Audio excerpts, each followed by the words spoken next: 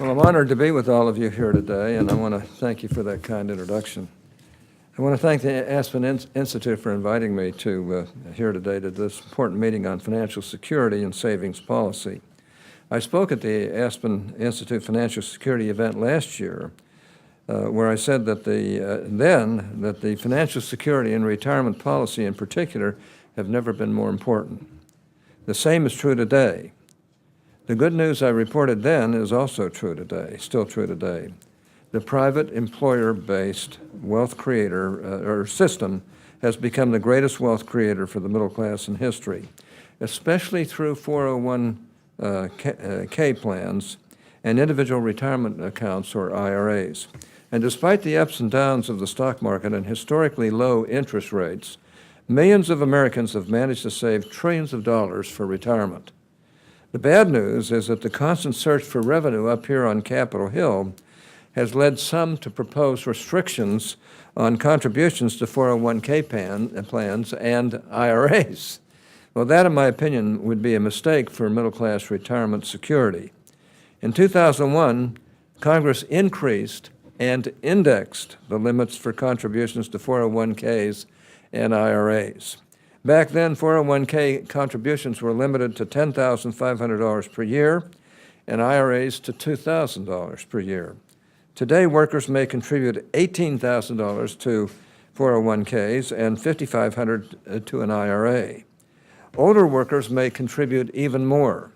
And since 2000, retirement assets in defined contribution plans have more than doubled, growing from $3 trillion to $6.8 trillion, despite the significant market downturn in 2008 and up till today. Assets in IRAs have grown from $2.6 trillion to $7.4 trillion. Now, these are overwhelmingly savings vehicles for hardworking middle-class Americans.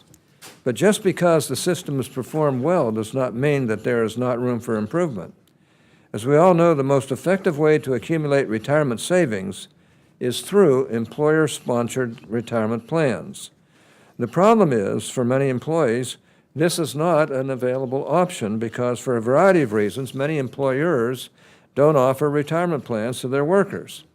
And what we need are new ideas to encourage employers who do not currently sponsor plans to start doing so.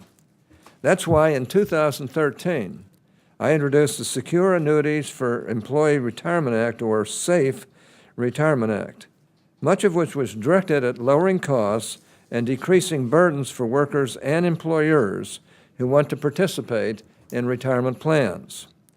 By a show of hands, how many of you are familiar with the SAFE Retirement Act? Well, that's pretty good. I was going to make fun of you for not being, but here, I'm pretty impressed. I'm pretty impressed. One of the things my bill would do is establish a starter 401k plan designed for small or startup businesses that are not in a position to contribute to a plan but still want to help their employees save. A starter 401k is a new kind of plan that allows employees under age 50 to save up to $8,000 per year, 45% more than they can put into an IRA, but does not involve the administrative burden or expense of a traditional or 401k plan. Employees age 50 and above may save an additional $2,500 each year.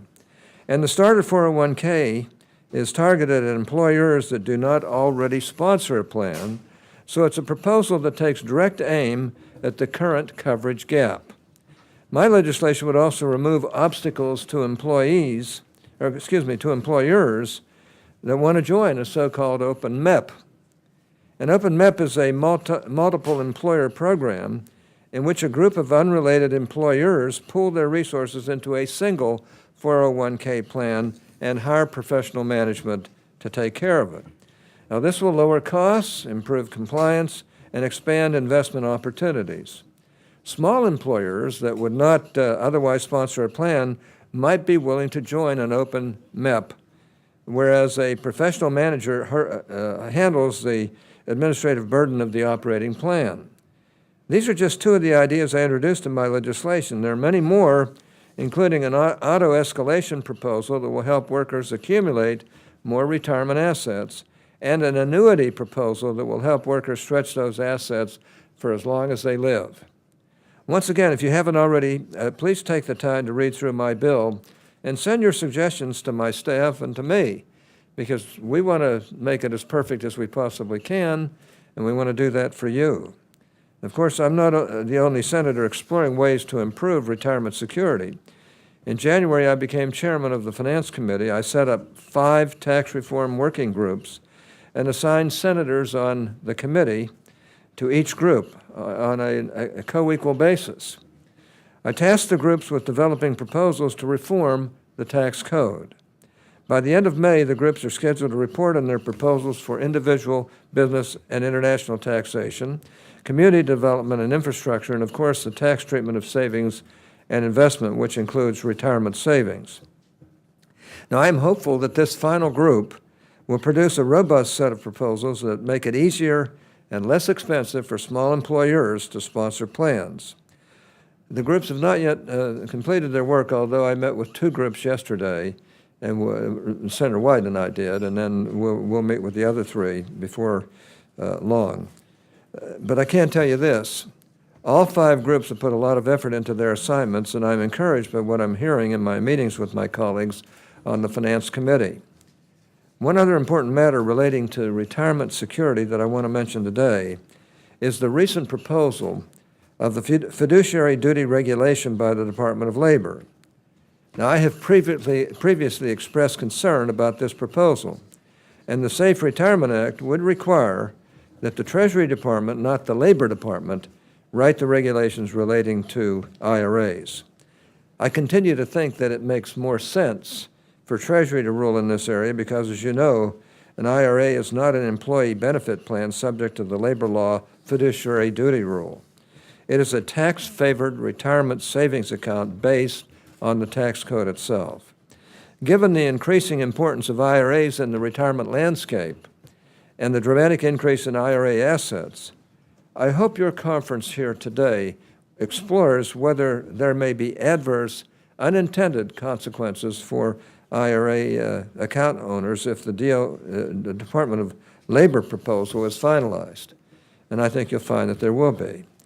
With that, I want to thank the Aspen Institute once again for convening this event, for having me here today. And of course, I want to thank all of you for taking the time to listen. Events like these can be very helpful to those of us in Congress trying to put the right policies in place. I've relied on top professionals like you throughout my Senate service, and much to the benefit of the country. As you discuss policies to help people save for their retirement, I would urge you to remember that people also need better tools to help them stretch their retirement assets over increasingly longer lifespans.